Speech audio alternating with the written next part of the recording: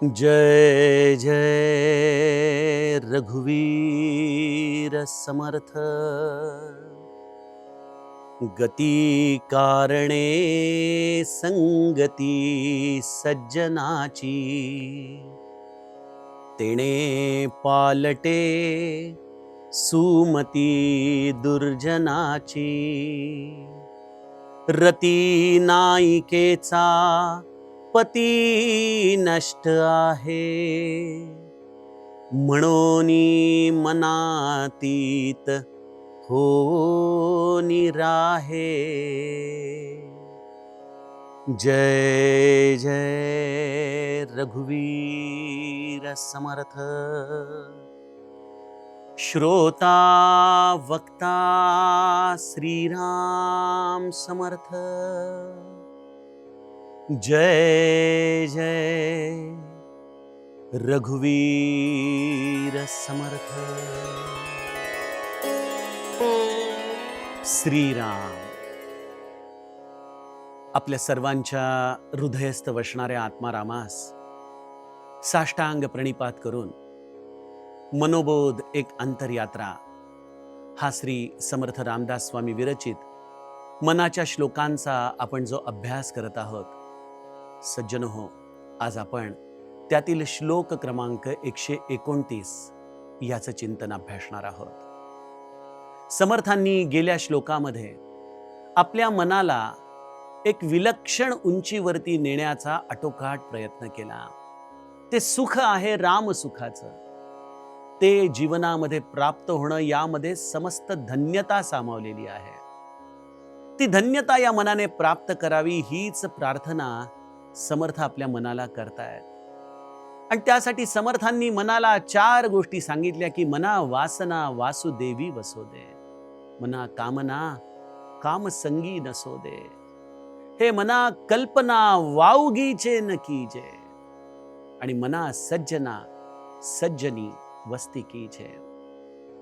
आपण बघितलं की या 4 प्रार्थना बघितलं तर एकमेकांशी संलग्न आहेत, पण या 4ही प्रार्थना जर वेगवेगळ्या करायचा प्रयत्न जीवाने केला तर कदाचित त्याला त्यामध्ये यश मिळणार नाही। पण त्यातील एका प्रार्थनेवरती जर आपण आयुष्यभर काम केलं तर इतर 3 प्रार्थना स्वाभाविकपणे आपल्या जीवनामध्ये प्रकाशतात। त्यातील एकच प्रार्थना आपण आपल्या जीवाशी घट्ट धरावी, मना सज्जना सज्जनी वस्ती कीजे। असं आपण आपल्या अंतःकरणामध्ये त्या सज्जनाच्या बोधाला घट्ट धरून राहावं, तिथं वस्तीच करावी, हे समर्थांचं गेल्या श्लोकामध्ये सांगणं। सज्जनो, आपण गेल्या श्लोकामध्ये संत संगतीमध्ये जे आमच्या जीवनामध्ये स्थित्यंतर होतं याचा अगदी आपण स्पर्श करून थोडक्यात आढावा घेतला होता। समर्थ आम्हाला आजच्या श्लोकामध्ये संत संगतीने नेमकं कसं स्थित्यंतर घडत जातं, ती अवस्था, त्या प्रक्रिया आपल्याला समजावून सांगतात। काय म्हणतायत समर्थ? गती कारणे संगती सज्जनाची। सद्गती जर प्राप्त करायची असेल तर एकच गोष्ट करावी, सज्जनाची संगत करावी, संत पुरुषाची संगत करावी। गती कारणे संगती सज्जनाची। या सज्जन संगतीमुळं एक फार महत्वाचा भाग आपल्या जीवनामध्ये आपल्याला दिसून येतो, आणि तो म्हणजे तेणे पालटे सुमती दुर्जनाची। जो दुर्जन आहे त्याची देखील मती ही सुमती करण्यामध्ये संताचा हा फार मोठा प्रभाव या सत्संगतीमध्ये आपल्याला दिसून येतो। वाईट माणसाला देखील चांगल्या पंथावरती आणून सोडणं हे खऱ्या अर्थाने सख्यत्वाचं लक्षण आहे। कुपंथ त्यागी सुपंथ चलावा, अशी एक चौपाई रामचरितमानसमध्ये आहे की कुपंथाचा त्याग करून जो सुपंथाला लावतो तो सखा असतो। सज्जन हा खऱ्या अर्थाने सखा असतो। हा सज्जन आपल्या जीवनामध्ये आम्हाला चांगल्या मार्गावरती आणून सोडतो। गती कारणे संगती सज्जनाची, तेणे पालटे सुमती दुर्जनाची। आणि मग स्वाभाविकपणे रती नायिकेचा पती नष्ट आहे। रती नायिका अर्थात ही कामदेवाची पत्नी रती, तिचा पती काम हा आपल्या जीवनामध्ये जे प्रमाद घडवून आणतो ना, त्या प्रमाद करणाऱ्या कामदेवाची असलेली ही क्षणभंगुरता, त्याचं असलेलं हे जीवनामध्ये दुर्गतीकडे नेणारं शास्त्र, आणि त्यातून या कामदेवाचा स्वाभाविकपणे घडणारा त्याग, हे सत्संगतीमधून जीवाला प्राप्त होणारं एक अत्यंत महत्वाचं असं तिसरं साधन आहे. आणि चौथ्या टप्प्यावरती या संत संगतीमधून काय प्राप्त होतं? म्हणोनी मनातीत होऊनी राहे. हा संत आमच्या मनाला उन्मनी अवस्थेकडं, अर्थात या मनाला देहबुद्धीच्या प्रांतातून आत्मबुद्धीच्या प्रांतामध्ये घेऊन जातो. एवढं प्रचंड वैभव सज्जनो संत संगतीने प्राप्त होतं. मला संत स्तवनाचा समासामधली, दासबोधामधली ओवी डोळ्यासमोर येते की संत कोण आहेत? की संत हे नृपती आहेत. जीव दरिद्री असंख्यात नृपती केले. ऐसे संत श्रीमंत, समर्थांनी त्याला श्रीमंत म्हटलेलं आहे. जे मोक्षश्रेया अलंकृत, ऐसे संत श्रीमंत जीव दरिद्री असंख्यात निजपदी नेले. अशा पद्धतीने संत जीवाला या चक्रवर्ती सम्राटाच्या पदापर्यंत घेऊन जातात. काय वैभव देणार कोणी चक्रवर्ती? जे या त्रिभुवनामध्ये मिळत नाही ते वैभव संत संगतीमधून जीवाला प्राप्त होत असतं. खरोखर आम्हाला या संत संगतीची प्राप्ती होणं यासारखं जीवनामध्ये सद्भाग्य नाही बघा. आमचे रामानंद महाराज गातात, आनंद सागराचा धनी धनी, आनंद सागराचा धनी, ब्रह्म चैतन्याची खाणी, ब्रह्म चैतन्याची खाणी, ते म्या देखियले पाय पाय, ते म्या देखियले पाय, महद भाग्याचा उदय, महद भाग्याचा उदय, ते म्या देखियले पाय पाय, ते म्या देखियले पाय. रामानंद महाराज म्हणतात, आनंद सागराचा धनी, ब्रह्म चैतन्याची खाणी, ते म्या देखियले पाय, आणि काय? महद भाग्याचा उदय. खरोखर महद भाग्य आहे संताचा उदय जीवनामध्ये होणं. तो संत आपल्या जीवनामध्ये बोधरूपाने येणं, तो आपल्याला आपलं म्हणणं आणि त्याचा सहवास या मनाला नित्य घडणं, खरोखर हे जीवनाचं सद्भाग्य आहे. या अशा संताला प्राप्त केल्यानंतर जे स्थित्यंतर आपल्या जीवनामध्ये होतं, याचे हे टप्पे, त्याचा विस्तार आपण गुरुकृपेने बघण्याचा प्रयत्न करूयात. काय होतं संत आपल्या जीवनामध्ये आल्यानंतर? बघा, व्यवहारामध्ये देखील आपण बघतो की एखादा मनुष्य जर व्यसनी लोकांच्या संगतीमध्ये असेल तर स्वाभाविकपणे त्याला व्यसन जडू शकतं.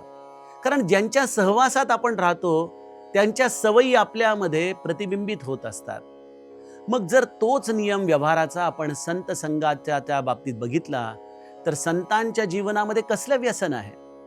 संतांना एकच व्यसन आहे, निरंतर भगवत चर्चेचं, निरंतर भगवत नाम घेण्याचं, निरंतर भगवत भजन करण्याचं. ते भगवत भजनाशिवाय राहूच शकत नाहीत.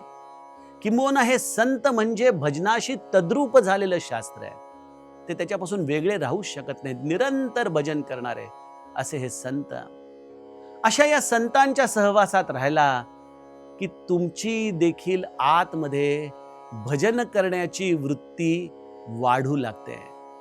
ते वातावरणच त्या भजनासाठी इतकं पोषक असतं की तुम्हाला या संतांच्या सहवासामध्ये राहिल्यानंतर आपलं साधन कसं वाढत चाललेलं आहे हे तुमच्या नकळत तुम्हाला दिसू लागतं. ते आपोआप तुमच्या जीवनामध्ये प्रतिबिंबित होऊ लागतं. अशा या संत संगतीमुळं गती कारणे संगती सज्जनाची. बघा, दोन्ही अंगांना गती आहेतच. एक गती आहे ती दुर्गती आहे, जी विषयी लोकांच्या संगतीमध्ये राहून जीव स्वतःला खाली नेणारा ठरतं. आमच्यासारख्या मध्यम लोकांची कुठलीच गती नाही, कारण की आमची गाडी स्टेशनवरच थांबलेली आहे. ना आम्ही दुर्जन लोकांबरोबर आहोत, ना आम्ही सज्जन लोकांना आपलं मानलेलं आहे.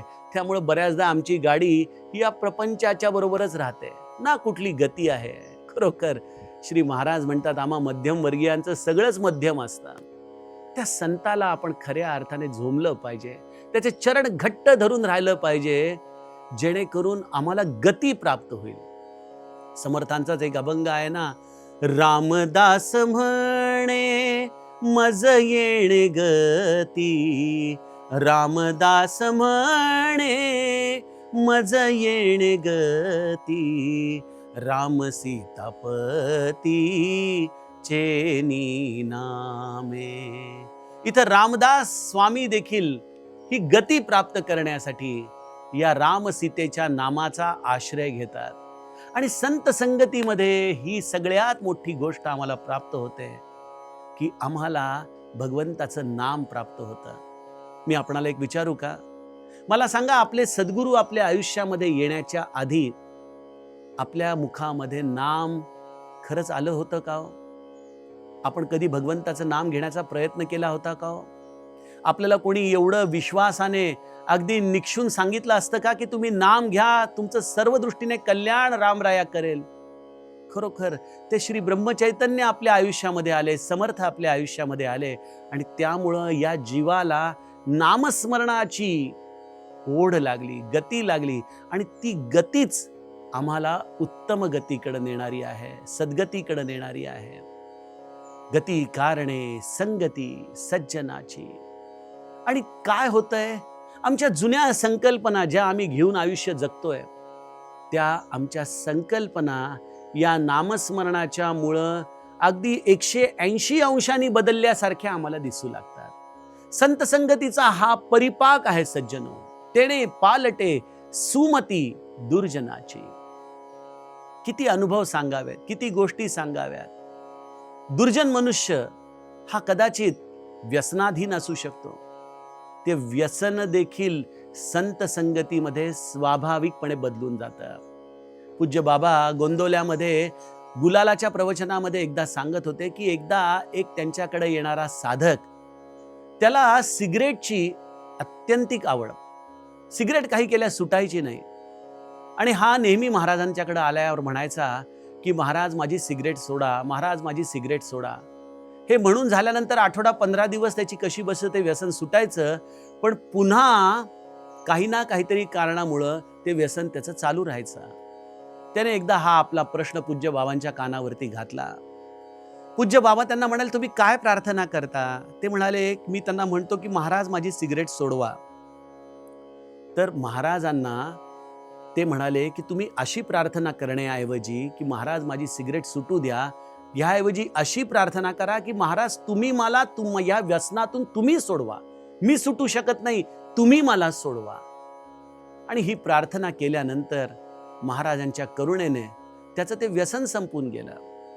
अहो, हे तर आजच्या काळामध्ये देखील अनेक लोकांना अनुभवायला येणारी गोष्ट आहे. महाराजांच्या चरित्रामध्ये देखील एक पुजारी होते जे दत्त मंदिरामध्ये राहायचे, त्यांना गांजाचं व्यसन होतं. महाराज त्यांना जेव्हा घेऊन आले तेव्हा महाराजांनी त्यांना विचारलं की आपण रामनाम घ्याल का? ते म्हणाले, एका अटीवरती रामनाम घेईन, मला गांजाची सवय, मला दररोज चारण्याचा गांजा द्याल तर मी पूजा अर्चा करीन, नामस्मरण करीन. महाराज म्हणाले, मला हे फार आवडलं, काही काळजी करू नका, म्हणे मी तुम्हाला गांजा देण्याची व्यवस्था करतो, पण तुम्ही नामस्मरण करायचं बरं का. आणि मग गंमत अशी झाली की सज्जनो, तो गोंदवल्याला आला, नामस्मरण करू लागला. महाराज देखील आपल्या शब्दाप्रमाणे त्याला कोणाकडून तरी त्या गांजाची व्यवस्था करून त्याचं व्यसन पुरवत होते. एक दिवशी काही कारणामुळं तो गांजा आला नाही, त्यामुळं हा वैतागला आणि महाराजांच्याकडे येऊन अद्वा तद्वा बोलू लागला. त्यावरती महाराज अगदी झटदिशीने उठले, अरे अरे आज तो विसरला वाटतं, थांबा मी आणतो बरं जाऊन तुमच्यासाठी. असं म्हणून हा संत स्वतः उठला आणि महाराजांच्या या कृतीमुळं हे पुजारी त्यांच्या चरणांवर कोसळले. हो म्हणे, महाराज काय करताय तुम्ही? आणि महाराजांचे चरण घट्ट धरले, म्हणाले, महाराज आपण मला सोडवा, या व्यसनातून सोडवा. महाराजांनी त्याच्या मस्तकावरून हात फिरवला, म्हणाले, तुम्हाला खरंच वाटतंय? रामराया सोडवेल बरं तुम्हाला.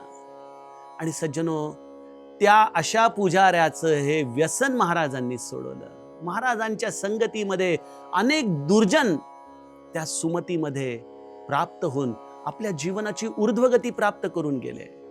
अनेक लोक जे अहंकाराने ग्रस्त होते, बघा व्यसन हे केवळ पदार्थाचंच असतं असं नाही. सगळ्यात मोठं व्यसन आहे मनुष्याला अहंकाराचं, सत्तेचं. तो किसनराव होता ना इंदोरचा, त्याला देखील व्यसन होतं की आपण अपकारी अधिकारी आहोत, हा कोण साधू आला. आणि महाराजांशी त्यामुळे तो अद्वा तद्वा अहंकाराने बोलू लागला. महाराजांनी देखील आपल्या करुणामय वचनांनी त्याचा अहंकार सोडवला. त्या अहंकारातून सुटलेला हा दुर्जन पुढं भगत किसनराव म्हणून उदयाला आला. तेने पालटे सुमती दुर्जनाची. दुर्जनाची सुमती घडवण्याचं श्रेय जर कशामध्ये असेल तर ते संत संगतीमध्ये आहे. आम्ही देखील अनेकदा आमच्या कानावरती येणारी वाक्य ऐकत असतो. विशेषतः माता भगिनी म्हणत असतात, अहो आमचे हे इतके संतापी होते, इतके तापट होते की बस. पण आता गोंदवल्याला जाऊ लागले, जप करू लागले, नामस्मरण करू लागले, तेव्हापासून अगदी शांत झाले, बरं मवाळ झाले. अरे हे व्यसन गेलं कुठं? हा आपल्यामध्ये येणारा स्थित्यंतराचा भाग कुठून आला? सज्जनो, त्या स्थित्यंतराचा भाग आलाय या नामस्मरणामध्ये. जो संत राहतोय ना, त्या नामस्मरणाच्या आधाराने जे श्री महाराजांची संगती तुम्हाला प्राप्त होतीये ना, त्या संगतीमुळे रती नायिकेचा पती नष्ट आहे. ही रती अर्थात ही कामदेवाची पत्नी, तिचा हा नायक, हा काम आपल्या अंतरंगामधून नष्ट होऊ लागतो. तो आपोआप त्यागला जातो आणि रती वाढते आमची भगवंताकडं. त्या रतीमध्ये आम्ही जसे जसे रत होत जातो तसा तसा हा कामदेव, या रती नायिकेचा हा पती हळूहळू आपल्या जीवनामधून संपुष्टात यायला लागतो. बघा, क्रोध येण्याचं कारण काय आहे? कामाची अपर्तता हीच क्रोधाची जननी ठरते, होय की नाही? एखादी गोष्ट आपल्या मनाविरुद्ध घडली की मनुष्य क्रोधित होतो. पण जर ती मनाविरुद्ध घडण्यासाठी इच्छाच निर्माण झाली नाही, सगळं काही घडतंय हे रामाच्या इच्छेने घडतंय, हा एकदा आपला स्वभाव झाला की स्वाभाविकपणे आपल्या जीवनातल्या क्रोधाला उत्पन्न होण्यासाठी निमित्तच कोणी राहत नाही. हा रती नायिकेचा पती आपोआप स्वाभाविकपणे लोप पाहू लागतो. जीवन राम इच्छेवरती सोपवण्याचं धारिष्ट संत संगतीमधून आम्हाला प्राप्त होतं. आणि हे धारिष्ट म्हणजे कल्पना नाही, हे सत्य आहे. बघा, अनेक मोठे ज्योतिषकार असतात, अनेक मोठे भविष्यकार असतात. मी गमतीने म्हणतो, कुठे गेले होते सगळे ज्योतिषकार जेव्हा 500 रुपयाच्या नोटा रात्रीतून बंद झाल्या? तीच मंडळी आपल्याकडच्या 500 रुपयाच्या नोटा घेऊन सगळीकडे फिरू लागले. मनुष्याला भविष्य हे केवळ अंदाजाने सांगता येतं, ठीक आहे, ते शास्त्र आहे. पण सज्जनो, एक गोष्ट महत्वाची आहे की सगळं काही या रामाच्या इच्छेच्या अधीन आहे आणि ती इच्छा स्वाभाविकपणे जीवाला कळणं अशक्य आहे. आपण कदाचित काही अंदाज बांधू शकू, पण खऱ्या अर्थाने वस्तुस्थिती आहे की हे जीवन सगळं रामाच्या अधीन आहे. मग असं रामाच्या अधीन असलेल्या जीवनाचा फार जास्त विचार करून स्वतःवरती का बरं ताणतणाव वाढवायचा? हे मन बघा सतत भविष्यामध्ये किंवा भूतकाळामध्ये आहे. भूतकाळ कधी बदलून येऊ शकत नाही, भविष्यावरती आपलं नियंत्रण नाही. मग हे मना, तू या वर्तमानामध्ये त्या रामसुखामध्ये राहण्याचा का बरं प्रयत्न करत नाही? असं हे वर्तमानामध्ये राहणं, त्या रामसुखामध्ये राहणं म्हणजेच मनातीत होऊन जाणं. म्हणून मनातीत होऊन राहे. तुम्ही तुमच्या आनंदामध्ये राहायला शिका, त्या रामसुखामध्ये राहायला शिका, जे केवळ संत संगतीने तुमच्या आयुष्यात येऊ शकतं. संत तुम्हाला एखाद्या लेकराला जसं आई कडेवरती घेऊन जावी ना, त्याप्रमाणे तुम्हाला तो मनातीत करून टाकतो, मनाच्या पलीकडे घेऊन जातो. मनाचं उन्मन संत संगतीमध्ये साधतं. एवढा सगळा प्रचंड मोठा ठेवा संत संगतीने प्राप्त होतं. मग का बरं आमचे रामानंद महाराज याला महद्भाग्याची खाणी म्हणणार नाहीत? तो महद्भाग्याचा क्षण आहे जेव्हा संत आपल्या जीवनामध्ये येतो. असं हे संत संगतीचं महात्म्य समर्थ आपल्याला सांगत आहेत. आता आपण उद्याच्या सत्रात पुढील श्लोकाचं चिंतन बघूयात. जानकी जीवन स्मरण. जय जय राम.